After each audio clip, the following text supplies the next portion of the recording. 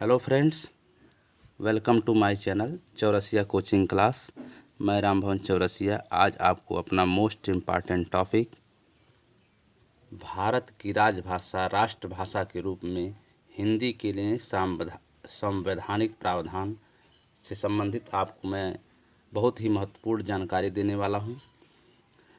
इसमें हम आज आपको यह बताने वाला हूं कि जो हमारी राजभाषा और राष्ट्रभाषा हिंदी है, उसके लिए हमारे संविधान में, हमारे भारतीय संविधान में क्या कहा गया है, उसके वृद्धि के लिए, उसके विकास के लिए, उसके संरक्षण के लिए क्या क्या जो है हमारे अनुच्छेद में क्या क्या उपबंध हैं। तो इस तरह से हम इस वीडियो को आज बनाने वाले हैं। अगर हमारा यह वीडियो आप लोगों को अच्छा लगे तो आप लोग लाइक, सब्सक्राइब और कमेंट अवश्य करें, ताकि बेल आइकन का प्रेस करना न भूलें, ताकि हमारे सभी वीडियोज़ का नोटिफिकेशन आपको मिलता रहे। तो बिना देर किए हम अपना यह भारत की राजभाषा राष्ट्रभाषा के रूप में हिंदी के लिए संवैधानिक प्रावधान स्टार्ट करते हैं। आप यहाँ देख सकते हैं कि यहाँ लिखा हुआ है भारत की राजभाषा / राष्ट्रभाषा के रूप में हिंदी के लिए संवैधानिक प्रावधान। तो हमारी राष्ट्रभाषा हिंदी के लिए हमारे भारतीय संविधान में, हमारे कॉन्स्टिट्यूशन में क्या जो है उपबंध हैं, क्या क्या बातें कही गई हैं, जो बहुत ही महत्वपूर्ण है। चूँकि आज हम लोग की राष्ट्रभाषा हिंदी है, तो हमारे जो राष्ट्रभाषा हिंदी है उसका संविधान के दायरे में क्या क्या महत्वपूर्ण तथ्य हैं, यह बहुत ही आवश्यक है हमको जानना, क्योंकि हमारा संविधान और हमारी राष्ट्रभाषा दोनों ही बहुत ही मूल्यवान धरोहर हैं। तो हमको यह जानना आवश्यक है कि हमारी हिंदी भाषा के विषय में हमारे संविधान में क्या क्या बातें कही गई हैं। तो यह देखिए, अब लिखा हुआ है कि संविधान के भाग 17 में उल्लिखित अनुच्छेद 343 व 344 संघ की राजभाषा के संबंध में निम्न उपबंध दिए गए हैं। तो क्या क्या अनुबंध दिए गए हैं? तो यहाँ पर मैंने एक कविता सूत्र बनाया है संक्षेप में कि अनुच्छेद 343 संक्षेप में 3 है अनुबंध। राजभाषा हिंदी होगी, आंग्ल भाषा निर्बंध। मतलब जो अनुच्छेद 343 है उसमें 3 अनुबंध हैं। कितने अनुबंध हैं? 3। जैसे कहते हैं कि किसी भी चीज़ में एक प्रश्न में 3 खंड कर दिया जाए, उसी प्रकार इस जो अनुच्छेद 343 है उसमें 3 खंड हैं, जिसमें आप नीचे देख सकते हैं कि 343(1), 343(2) और 343(3). तो इस प्रकार से जो है अनुच्छेद 343 में कितने अनुबंध हैं? 3 अनुबंध हैं। अब इन तीनों अनुबंध में क्या क्या बातें कही गई हैं हमारे हिंदी के विषय में, तो यहाँ एक बार आप और देख सकते हैं कविता सूत्र, इसको याद भी कर सकते हैं। अनुच्छेद 343 संक्षेप में 3 है अनुबंध। राजभाषा हिंदी होगी, आंग्ल भाषा निर्बंध। मतलब जो अनुच्छेद 343 है उसको संक्षेप में हम कितने अनुबंध कर सकते हैं? 3 अनुबंध। इसको याद करने के लिए भी एक ट्रिक है कि जैसे 3, 4, 3 मैंने आपको बताया था, तो 4 के आगे भी 3 और 4 के पीछे भी 3। तो ये जो 4 है, 3 आगे 3 पीछे, मतलब 3 का इसमें बहुमत है। तो इस प्रकार से हम कह सकते हैं कि 343 अनुच्छेद में कितने अनुबंध हैं? 3 अनुबंध हैं, जिसमें संक्षेप रूप में तीनों अनुबंध में तीनों बात जो मैंने कहा है उसको इसमें लिख दिया है कि इसमें क्या क्या है। राजभाषा हमारी क्या होगी? हिंदी होगी। आंग्ल भाषा निर्बंध, मतलब आंग्ल भाषा जो हमारी है वो आगे चलती रहेगी। मतलब वो निर्बंध मतलब होता है बंधन रहित, जो है आगे चलती रहेगी, मतलब उस पर कोई बाउंडेशन नहीं रहेगा। तो राजभाषा हिंदी होगी, आंग्ल भाषा, ये जो 343 अनुच्छेद है इसका संक्षेप में यही बातें कही गई हैं कि जो राजभाषा हमारी क्या होगी? हिंदी होगी, और जो आंग्ल भाषा मतलब अंग्रेजी भाषा हमारी जो है निर्बंध होकर, मतलब बंधन रहित होकर के आगे जो है चलती रहेगी, मतलब इसको कोई बाउंडेशन नहीं रहेगा। तो अब हम अलग अलग जो 343 अनुच्छेद है, इसमें अलग अलग क्या क्या बातें कही गई हैं, इसको हम संविधान के दायरे में आपको सुनाते हैं और समझाते हैं। देखिए यहाँ लिखा है, संविधान के अनुच्छेद 343 के अनुसार प्रश्न भी आता है कि देवनागरी लिपि वाली हिंदी की संघ की राजभाषा के रूप में स्वीकार किया गया है। हिंदी भाषा भारत की कुल जनसंख्या का 46% भाग की प्रतिनिधित्व करती है। यह किस जो है अनुच्छेद में है? तो आपको लिखना पड़ेगा कि यह संविधान के अनुच्छेद 343 के अनुसार में है। तो एक बार इसका अर्थ हम समझते हैं कि जो 343 है, इसमें क्या कहा गया है कि देवनागरी लिपि हमारी हिंदी को संघ की राजभाषा के रूप में स्वीकार किया गया है। जो देवनागरी लिपि है, जिस राइटिंग में मैं ये लिखा हूँ, इसको देवनागरी लिपि कहते हैं। तो देवनागरी लिपि जो ये राइटिंग है, कौन लिपि है? ये देवनागरी लिपि है। तो देवनागरी लिपि वाली हिंदी को संघ की राजभाषा के रूप में स्वीकार किया गया है। यह किस अनुच्छेद में कहा गया है? 343 के अनुसार हिंदी भाषा भारत की कुल जनसंख्या की 46% भाग की प्रतिनिधित्व करती है। ठीक है, मतलब जो 343 अनुच्छेद है, इसमें साफ साफ लिखा गया है।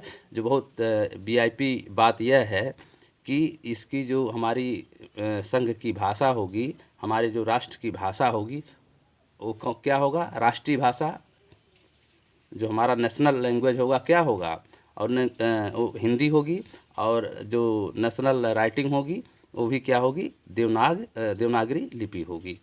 तो इस प्रकार से यह जो 343 है, इसमें दो महत्वपूर्ण बातें कही गई हैं कि देवनागरी लिपि वाली हिंदी को ही संघ की राजभाषा के रूप में स्वीकार किया गया है। हिंदी भाषा भारत की कुल जनसंख्या का 46% भाग की प्रतिनिधित्व, क्योंकि जो लगभग देखिए 46% मतलब 50% के करीब है, आधा के करीब है। तो भारत की जो पूरी जनसंख्या उसका लगभग आधा मतलब 46% भाग की प्रतिनिधित्व करती है। इस नाते जो है हमारे संविधान के अनुच्छेद 343 के अनुसार देवनागरी लिपि वाली हिंदी ही हमारी संघ की राजभाषा के रूप में स्वीकार किया गया है। यह किस अनुच्छेद में है? 343 के अनुसार। क्लियर हो गया? उसके बाद देखिए लिखा है, संविधान के अनुच्छेद 343 के अनुसार 343 के अनुसार आप क्या है कि देवनागरी लिपि वाली जो हिंदी होगी, वही हमारी देश की क्या होगी? हमारे संघ की क्या होगी? राजभाषा होगी। ये हो गया। इसमें क्या है? अनुच्छेद 343 के अनुसार संविधान के प्रारंभिक 15 वर्षों में की अवधि तक संघ के शासकीय प्रयोजनों के लिए अंग्रेजी भाषा का प्रयोग किया जाता रहेगा। संविधान के प्रारंभिक 15 वर्षों की अवधि तक संघ की शासकीय प्रयोजनों के लिए अंग्रेजी भाषा का प्रयोग किया जाता रहेगा। 15 वर्षों अर्थात 25 जनवरी 1965 के उपरांत भी संसद किन्हीं प्रयोजनों के लिए अंग्रेजी को रखने की अनुमति दे सकता है।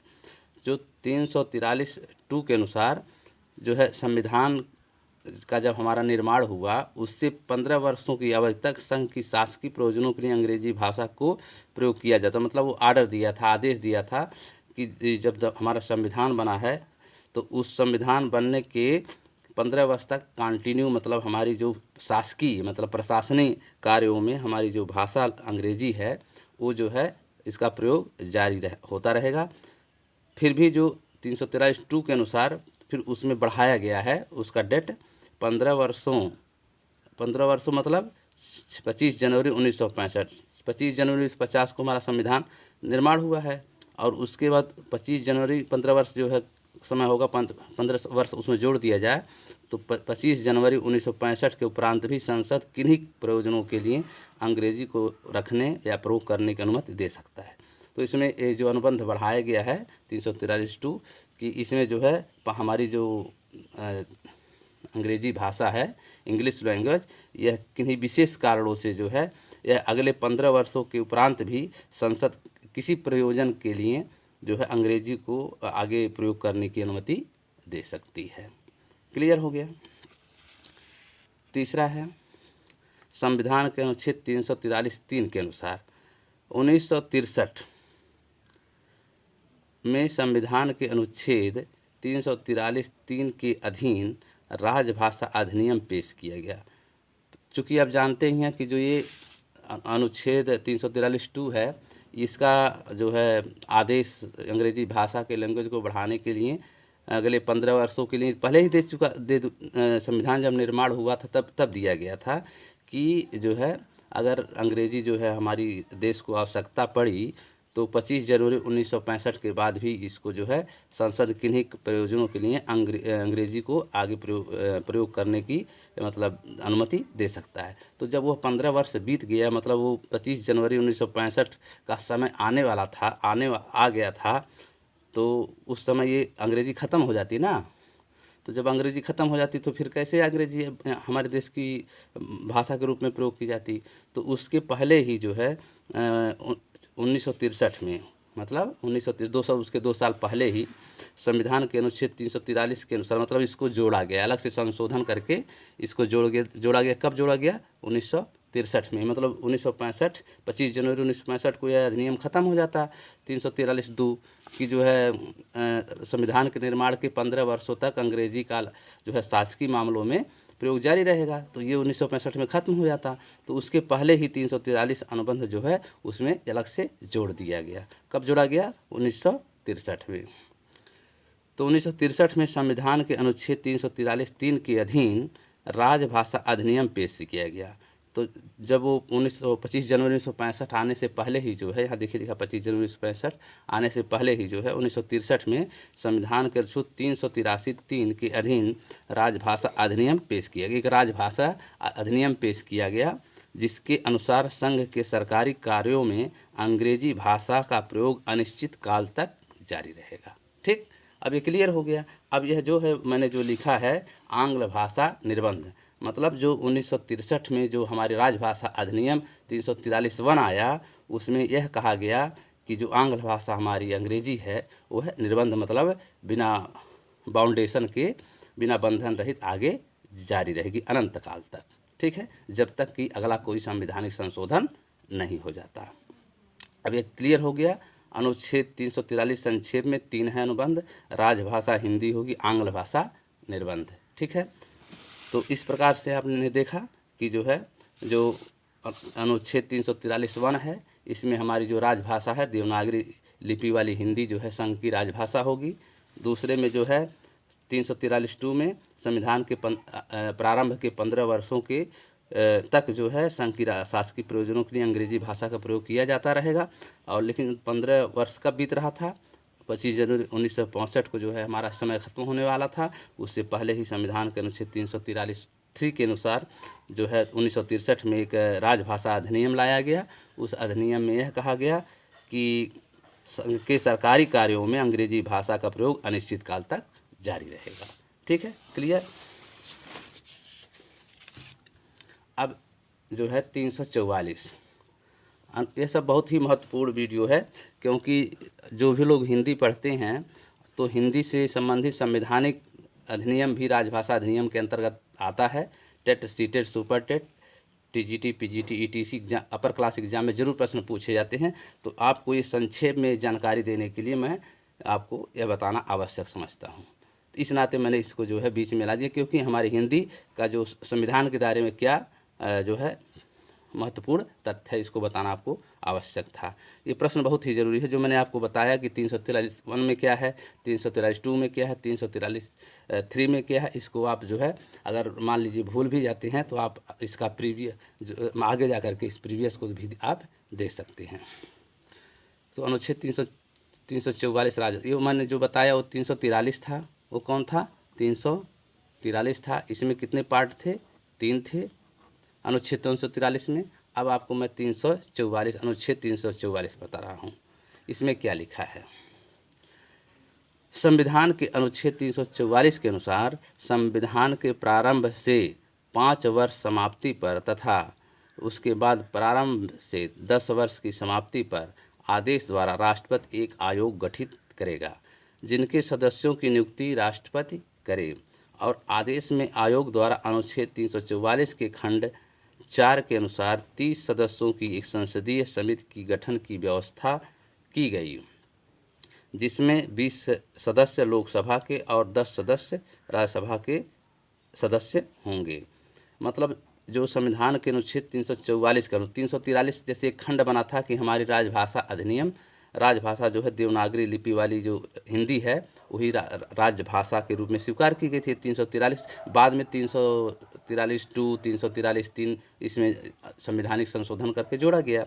लेकिन उसी प्रकार ठीक जो है 344 जैसे 343, 344 ये सब जो है संविधान में पहले से ही ये जो नियम कानून था कि किसी भाषा को आगे बढ़ाने के लिए, किसी भाषा को फाउंडेशन करने के लिए जो है एक राजभाषा अधिनियम बनाया गया जिसको 344 कहते हैं। अगर उसको आगे बढ़ाना है, उसको ख़त्म करना है तो कैसे होगा? ऐसे ऑटोमेटिक थोड़ी ना हो जाएगा। उसके लिए एक संवैधानिक पूरी प्रक्रिया होगी। उस संवैधानिक प्रक्रिया का कैसे होगी यही चीज़ इसमें बताया जा रहा है कि संविधान के अनुच्छेद 344 के अनुसार संविधान के प्रारंभ से जब संविधान हमारा जो है लागू हुआ उससे 5 वर्ष की समाप्ति पर, 5 वर्ष की समाप्ति पर भी तथा उसके बाद प्रारंभ से 10 वर्ष की समाप्ति पर, अगर मान लीजिए किसी कारणवश 5 वर्ष की समाप्ति पर नहीं बन पाया तो संविधान निर्माण या प्रारंभ होने से 10 वर्ष के समाप्ति पर आदेश द्वारा, एक आदेश जो है के द्वारा, एक आदेश के द्वारा राष्ट्रपति एक आयोग गठित करेगा।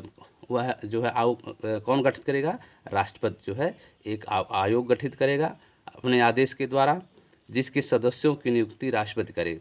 और राष्ट्रपति जो है आयोग भी गठित करेगा और एक जो है सदस्यों की जो उसमें सदस्य होंगे उनका नियुक्ति भी कौन करेगा? राष्ट्रपति ही करेगा।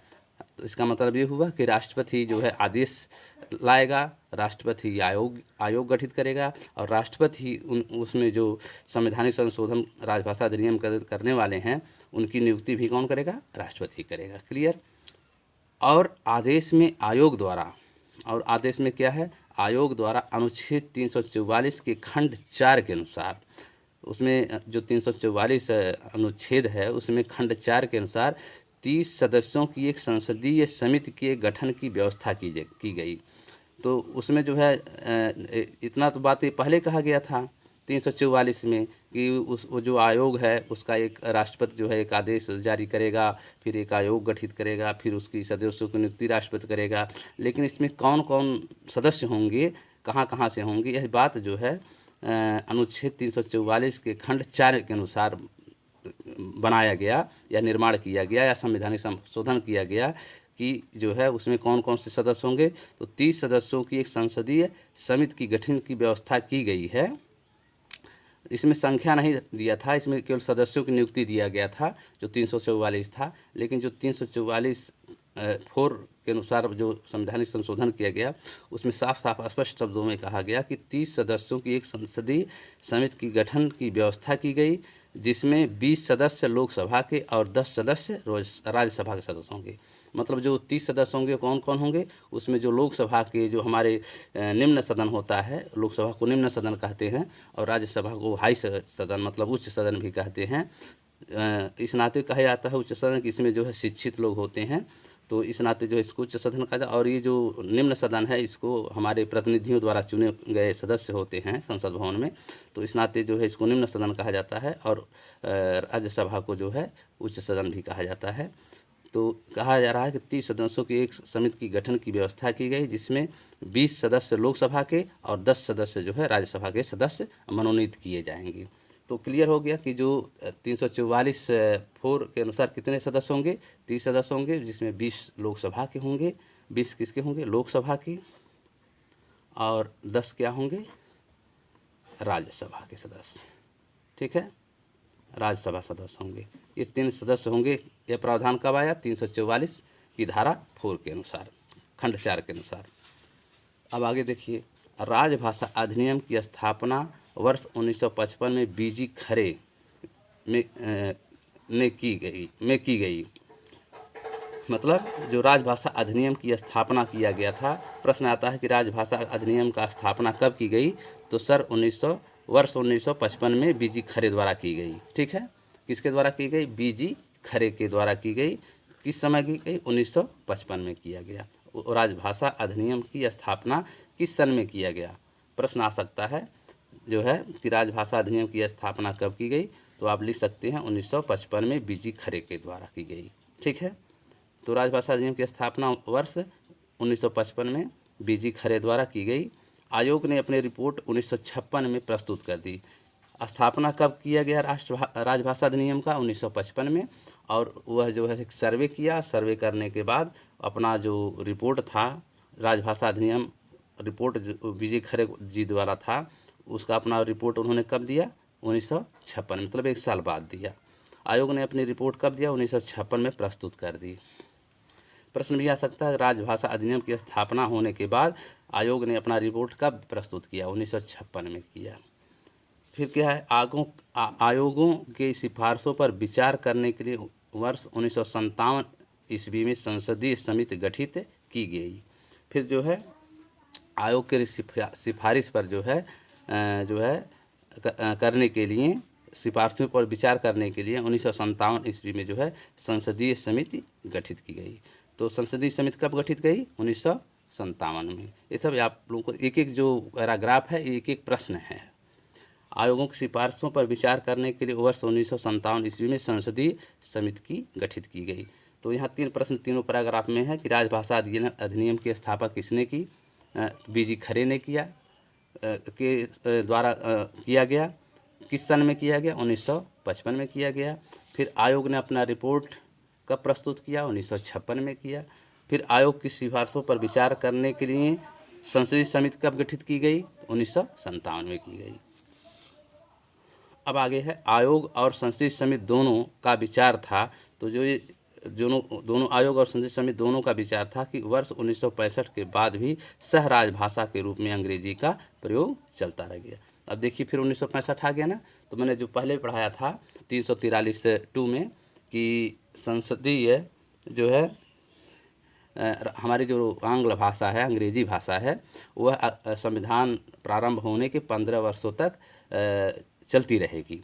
तो उसमें एक बंधन डाला गया था कि जो अंग्रेजी हमारी भाषा है वो जो है कब तक चलती रहेगी? 15 वर्षों तक चलती रहेगी। उसके 15 वर्ष के आगे चलने का उसमें कोई प्रावधान नहीं था।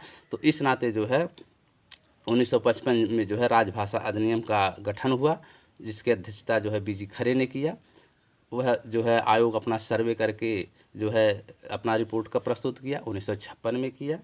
उसके बाद फिर जो है 1957 में जो है एक संसदीय समिति की गठित की गई और आयोग और संसदीय समिति दोनों का विचार था। तो जो 1957 में जो है संसदीय समिति गठित गई, वह दोनों आयोग और संसदीय समिति दोनों का जो विचार था, जो सर्वमान्य विचार आया, वह आया कि वर्ष 1965 के बाद भी सह राजभाषा के रूप में, मतलब प्रमुख राजभाषा के रूप में नहीं, सह राजभाषा के रूप में हिंदी अंग्रेजी जो है हमारा प्रयोग चलता रहा। जो निर्बंध गति से जो है अंग्रेजी का प्रयोग जो है हमारे देश में चलता रहेगा।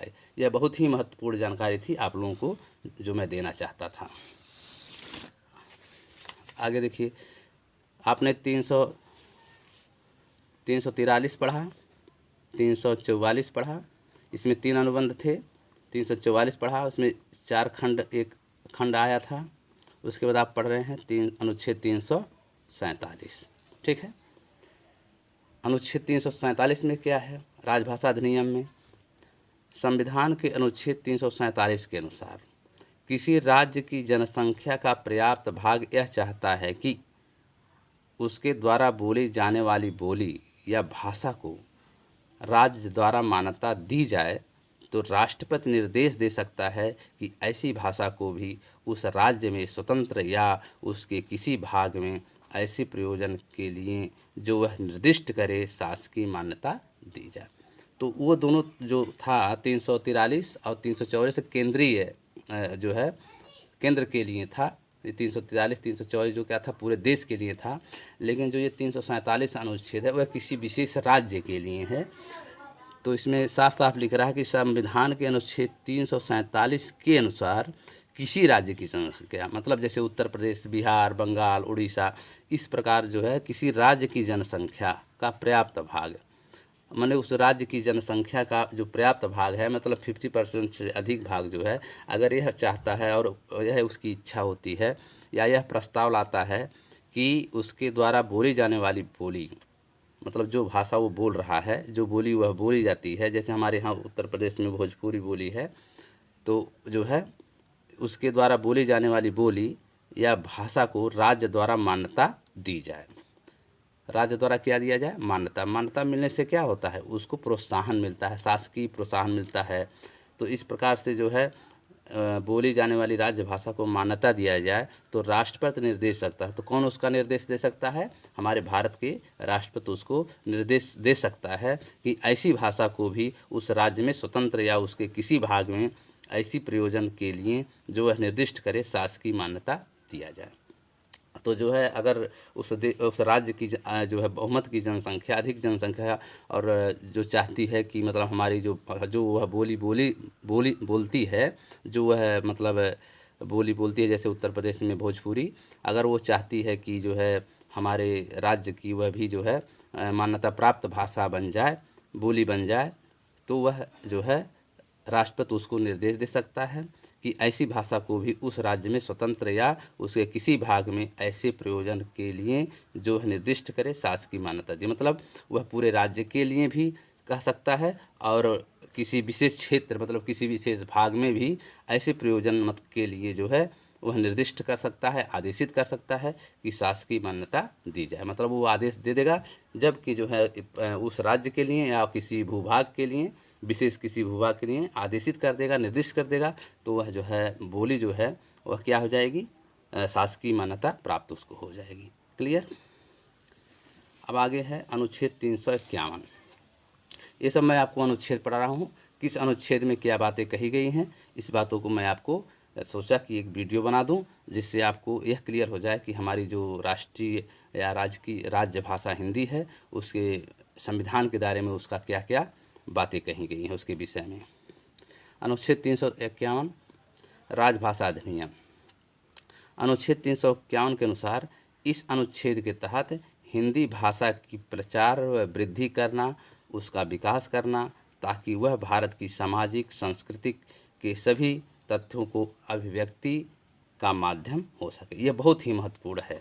351 जो है बहुत ही महत्वपूर्ण है क्योंकि इसमें साफ साफ कह रहा है कि जो हमारी हिंदी है वह भारत की जो सभी कल्चर हैं, सभी संस्कृतियां हैं और सभी सामाजिक जो है कल्चर हैं, सोशल कल्चर, सभी को जोड़ने की हमारी हिंदी क्या है, एक कड़ी है, मतलब एक चैन बने। इसके लिए क्या करना है, इसके लिए जो भारत सरकार को जो है उसके जो है विकास और उसके संरक्षण के लिए कुछ काम करना चाहिए, प्रोत्साहन देना चाहिए। तो यह अनुच्छेद बहुत ही महत्वपूर्ण हो जाता है क्योंकि ये जो है इसमें साफ साफ देखिए लिखा हुआ है कि अनुच्छेद 351 के अनुसार इस अनुच्छेद के तहत, मतलब ये सरकार संविधान के तहत हिंदी भाषा की प्रचार माने हिंदी भाषा का प्रचार करने का दायित्व किसका है, सरकार का है। क्योंकि ये अनुच्छेद में वर्णित है, किस अनुच्छेद में, 351 में, हिंदी भाषा की प्रचार व वृद्धि करना, प्रचार ही नहीं करना है, उसका वृद्धि माने विकास भी करना है, उसका विकास करना, ये जो है इनको सरकार का जो है दायित्व है, ये हमारे संविधान में उल्लिखित है। हिंदी भाषा की प्रचार व वृद्धि करना, उसका विकास करना।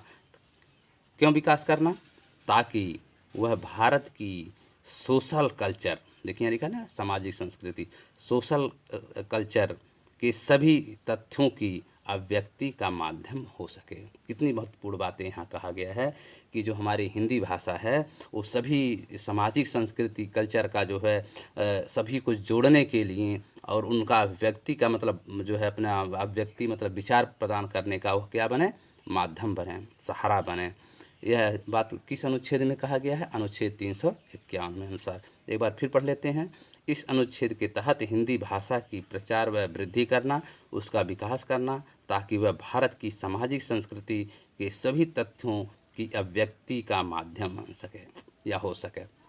तो कहने का मतलब है ये जो अनुच्छेद 351 है बहुत ही इम्पॉर्टेंट है हमारे हिंदी राष्ट्रभाषा के लिए, क्योंकि इसमें साफ साफ स्पष्ट शब्दों में कहा गया है कि जो है हिंदी हमारी भाषा जो है इसका प्रचार करना है, इसका वृद्धि करना है, इसका विकास भी करना है ताकि हमारी जो हिंदी है वो सभी सामाजिक संस्कृति का में जो सभी तथ्य हैं, अच्छी अच्छी बातें हैं, अच्छी अच्छी जानकारियां हैं, सभी को जो है अभिव्यक्ति का वो क्या बन सके, माध्यम बन सके। मतलब हमारा सोशल जो है कल्चर जो है एक हो सके, हमारी देश की जो भाषा है वो भी आगे बढ़े, हमारे देश के लोग आगे बढ़ें और उसका जो माध्यम हो वो कौन हो, हमारी हिंदी हो।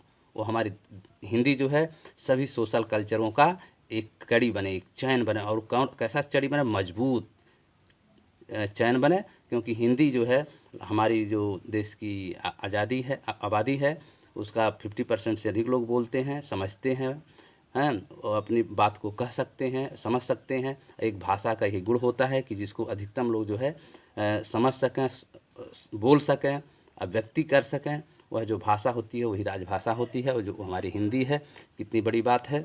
तो यह चीज़ जो है सरकार का भी दायित्व है, जिसमें 351 अनुच्छेद में साफ साफ स्पष्ट कहा गया है कि हिंदी भाषा का विकास और प्रचार करना, उसका विकास करना, ताकि भारत की सामाजिक संस्कृति की सभी तथ्यों की अभिव्यक्ति का माध्यम हमारी हिंदी हो सके। आगे और भी महत्वपूर्ण शब्द दिया गया है। इतना ही नहीं, जो अनुच्छेद 351 में इतना ही नहीं कहा गया, और आगे बहुत ही महत्वपूर्ण बातें कही गई हैं कि हिंदी की शब्द भंडार, मतलब वर्ड स्टोर, जो उसका वर्ड है मतलब शब्द है का जो स्टोर में गोदाम है, हिंदी की शब्द भंडार के लिए अगर मान लीजिए हमारे हिंदी के शब्द भंडार कम पड़ते हैं, इस जो अभिव्यक्ति का माध्यम बनने के लिए, सामाजिक संस्कृति को एक जोड़ने का माध्यम जो बनती है, अगर उसमें हिंदी शब्द भंडार की संख्या अगर कम पड़ती है, तो हिंदी के शब्द भंडार के लिए मुख्यतः संस्कृत से तथा गौणतः अन्य भाषाओं से शब्द ग्रहण करते हुए उसकी समृद्धि सुनिश्चित करना संघ का कर्तव्य होगा। मतलब अगर हमारी हिंदी का शब्द भंडार अगर कम पड़ता है, तो मुख्यतः माने प्रमुख रूप से वो कहाँ से ले सकती है, संस्कृत से उसको अधिकार मिला हुआ है। मतलब अनुच्छेद 351 के अनुसार हमारी हिंदी को अधिकार मिला है कि अगर उसके शब्द भंडार में कमी मिलता है, तो मुख्य रूप से, मेन रूप से वो संस्कृत से उधार ले सकती है। और गौणतः मतलब अगर उसको और भी ज़रूरत पड़ता है, तो वह अपने देश के जो भाषाएं हैं, जैसे हिंदी, बिहारी, उड़िया, संस्कृत, तो अपने देश की अन्य भाषाओं से भी शब्द ग्रहण करते हुए उसकी समृद्धि सुनिश्चित करना संघ का क्या होगा, कर्तव्य होगा। कितना इम्पॉर्टेंट बातें जो है अनुच्छेद 351 में हमारे संविधान में उल्लेखित है। तो क्लियर हो गया। अब चूँकि मैं आपको बताना चाहता हूँ कि संविधान की 8वीं अनुसूची में 22 भाषाओं का जो है समूह है। तो इन 22 भाषाएँ कौन कौन से हैं आपको जानना आवश्यक होता है। कभी कभी जो है TET, super TET, CTET, TGT, PGT, ETC exam, upper exam क्लासों में पूछ दिया जाता है कि संविधान की 8वीं अनुसूची में कौन कौन सी भाषाएँ हैं या फिर कितनी भाषाएं हैं। बहुत ही महत्वपूर्ण प्रश्न ये आता है, तो आपको जानना आवश्यक होता है। कभी कभी जो है 3-4 जो है विकल्प में दे देगा कि जैसे उड़िया, असमिया, बोडो, बंगाली, मतलब इसमें एक दे देगा कि इसमें आप जो है संविधान की 8वीं अनुसूची में कौन सी भाषा जो है इसमें सम्मिलित है। तो उसमें एक उड़िया दे देगा, बाकी नहीं देगा, तो आपको उसमें छांटना होता है। तो इस प्रकार को आपके जानकारी के लिए मैं जो है चाहता हूं कि आपका जो जानकारी है, एक ही वीडियो में इसको डालना है, इस नाते मैंने जो है इसको सब इसी में डाल दिया है। तो 8वीं अनुसूची में जो है कौन कौन सी भारतीय भाषाएं उसमें जो है हमारे 8वीं अनुसूची में है। देखिए इसमें कौन कौन है। जैसे मैंने एक कविता बना दिया, इसका आप स्क्रीनशॉट भी ले सकते हैं। यहाँ से देखिए, यहाँ, ठीक है, यहाँ तक आ जाएगा, ठीक है। तो इसमें देखिए लिखा है उड़िया, असमिया, बोडो, बंगाली, हिंदी, संस्कृत, कन्नड़, कश्मीरी, सिंधी, पंजाबी, तमिल, तेलुगु, मैथिली, मलयालम, मराठी, मणिपुरी। ठीक है, उड़िया, असमिया, बोडो, बंगाली, हिंदी, संस्कृत, कन्नड़, कश्मीरी, सिंधी, पंजाबी, तमिल, तेलुगु, मैथिली, मलयालम, मराठी, मणिपुरी। मैंने एक तरह से इसको जो है एक दूसरे का विलोम भी, और दूसरी बात जो है जैसे कन्नड़, कश्मीरी, मैंने जो उपसर्ग होता है उसका उपसर्ग भी ले लिया है कहीं कहीं पर। जैसे तमिल, तेलुगु, ये क्या है, उपसर्ग तय से स्टार्ट हो रहा है। कन्नड़, कश्मीरी जो है क्या स्टार्ट रहा है। और देखिए बोडो, बंगाली बै से स्टार्ट हो रहा है, इसका उपसर्ग में बै आ रहा है। उड़िया, असमिया में ऊ और ए आ रहा है। ठीक है, हिंदी, संस्कृत एक दूसरे का मतलब पर्याय है, ये हैं। हिंदी और संस्कृत जो है एक दूसरे का पर्याय हैं। सिंधी, पंजाबी एक दूसरे का पर्याय हैं। ठीक है, फिर मैं से आप देखिए आपका मैथिली, मलयालम, मराठी, मणिपुरी, ये 4 हैं। ठीक है, तो ऊ से आप देख लेंगे, ऊ से उड़िया, असमिया हो गया। ऊ से उठाएंगे तो कौन कौन होगा, उड़िया, असमिया। बै से उठाएंगे तो बोडो, बंगाली हो जाएगा। हिंदी, संस्कृत एक दूसरे का पूरा खइये हैं। कैसे उठाएंगे तो कन्नड़, कश्मीरी। सिंधी पंजाबी एक दूसरे का पूरक है ये हैं, और त से तमिल और तेलुगु हो गया आपका। फिर मैं से आपका 4 ठो आ रहा है, मैथिली, मलयालम, मराठी और मणिपुरी हो गया। बाकी 6 में उर्दू, डुगरी, बाकी जो है ये आपका 16 लैंग्वेज हो गया। देखिए आप जोड़ सकते हैं उड़िया, असमिया, बोडो, बंगाली, हिंदी, संस्कृत, कन्नड़, कश्मीरी, सिंधी, पंजाबी, तमिल, तेलुगु, मैथिली, मलयालम, मराठी, मणिपुरी। ये कितने कुल लैंग्वेज हो गए? 16। 16 में आप 6 जोड़ेंगे तो 22 हो जाएगा। देखिए 16 + 6 मतलब 22। तो बाकी 6 कौन हैं? बाकी 6 में उर्दू, डोगरी, उर्दू और डोगरी जो है एक तरह मिल रहा है। कोंकणी व नेपाली, ठीक है, कोंकणी व नेपाली। 8वीं अनुसूची में 22 भाषा, संथाली, बंगाली, ठीक है। बाकी 6 में उर्दू, डोगरी, कोंकणी व नेपाली। 8वीं अनुसूची में 22 भाषा, संथाली, बंगाली, ठीक है। तो इस प्रकार से जो है हमारा 22 जो हमारी संविधान की 8वीं अनुसूची है, उसको प्रश्न भी आता है कि हमारे संविधान की 8वीं अनुसूची में कितनी भाषाओं को सम्मिलित किया गया है। संविधान में 22 भाषाओं को सम्मिलित किया गया है। इस 8वीं अनुसूची में आपको जानकारी के लिए मैं बता दे रहा हूँ कि जैसे गोरखपुर के रवि किशन शुक्ला जी जो है और मनोज तिवारी, ये अक्सर जो आवाज़ उठाते हैं कि हमारी भोजपुरी भाषा को भी जो है संविधान के 8वीं अनुसूची में शामिल कर लिया जाए। तो इसको आपको जानना बहुत ही आवश्यक था कि हमारे संविधान में कि 8वीं अनुसूची में कितने भाषाओं को सम्मिलित किया गया है। 2 मतलब 2 मतलब 22, ठीक है। 2 मतलब 22, 2 के आगे जी 2 और 2 के पीछे 2 मतलब 22 जो है भाषाओं को जो है सम्मिलित किया गया है। तो आप इसको एक बार जो है कविता के रूप में पुनः देख लें। याद करने के लिए अगर याद भी नहीं होता है तभी भी आप याद कर लेंगे। 2 शब्द उठाएंगे, ऊ से उड़िया, ऊ से उड़िया और असमिया 2 हो गया आपका। बै से उठाएंगे बोडो बंगाली, हिंदी और संस्कृत एक दूसरे के पूरक है ये हैं। कैसे उठाएंगे? कन्नड़ कश्मीरी, सिंधी पंजाबी साथ साथ रहते ही हैं, तमिल तेलुगु साथ साथ ही हैं। और 4 ठो यम का है, मैथिली, मलयालम, मराठी, मणिपुरी। 4 यम से आपको मिल जाएगा मैं से। बाकी 6 आपके बचे, तो 6 में जो है उर्दू और डोगरी और कोंकणी और नेपाली। और 8वीं अनुसूची में जो है 22 भाषा, संथाली, बंगाली, ठीक है। तो इस प्रकार ये जो 22 जो हमारी भाषाएं हैं, बोलियां हैं, यह जो है 8वीं अनुसूची में सम्मिलित हैं। एक बार कविता के रूप में पुनः मैं इसको सुना दे रहा हूँ। उड़िया, असमिया, बोडो बंगाली, हिंदी, संस्कृत, कन्नड़, कश्मीरी, सिंधी, पंजाबी, तमिल, तेलुगु, मैथिली, मलयालम, मराठी, मणिपुरी। बाकी 6 में उर्दू, डोगरी, कोंकणी व नेपाली। 8वीं अनुसूची में 22 भाषा, संथाली, बंगाली। क्लियर? तो अगर हमारा यह वीडियो आप लोगों को अच्छा लगे, चूँकि यह जो है हिंदी हमारी संविधान के दायरे में क्या है, उसके कितने अनुच्छेद हैं, अगर आप भूलते हैं तो इसको आप जो है इस वीडियो को पुनः 1 बार 2 बार देख लेंगे तो पूरा याद हो जाएगा। तो इस प्रकार जो है मैंने आपको यह बताना उचित समझा कि जो है हमारी हिंदी संविधान के दायरे में क्या स्थान है। तो आपने देखा कि उसमें साफ साफ लिखा है 351 अनुच्छेद में कि जो है हिंदी का विकास करना और उसका प्रचार प्रसार करना यह संघ की जो है कर्तव्य हैं। और अगर इसमें शब्दों की कमी पड़ती है तो मुख्यतः संस्कृत से और गौड़ में अन्य भाषाओं से ले सकती है। इसका संविधान, इसका जो शब्द भंडार है, इसको अधिक से अधिक स्टोर करके इसको एक समृद्ध भाषा का बनाने का कार्य संघ का है, मतलब सरकार का है। तो आपने ये सब देखा, बहुत ही महत्वपूर्ण था ये सब याद करना, क्योंकि टेट, सीटेट, टीजीटी, पीजीटी सभी प्रश्नों में इससे संबंधित प्रश्न जरूर पूछे जाते हैं। 1-2 प्रश्न जरूर ही आते हैं। तो मैंने सभी को जो है एक वीडियो में इस नाते डाल दिया कि जिससे आप लोग का जो है संविधान और हिंदी संबंधी प्रश्न जो है क्लियर हो जाए। तो अगर आपको यह वीडियो अच्छा लगे तो आप लोग अवश्य जो है इस वीडियो को अपने फ्रेंड्स, अपने मित्रों को शेयर करिएगा। अगर आप लोग जो है हमारे चैनल को सब्सक्राइब कर दिए हैं तो बहुत अच्छी बात है। अगर आपने नहीं किया है तो अविलंब जो है इसको आप जो है सब्सक्राइब कर दीजिएगा और अपना लाइक और कमेंट अवश्य दीजिएगा। धन्यवाद।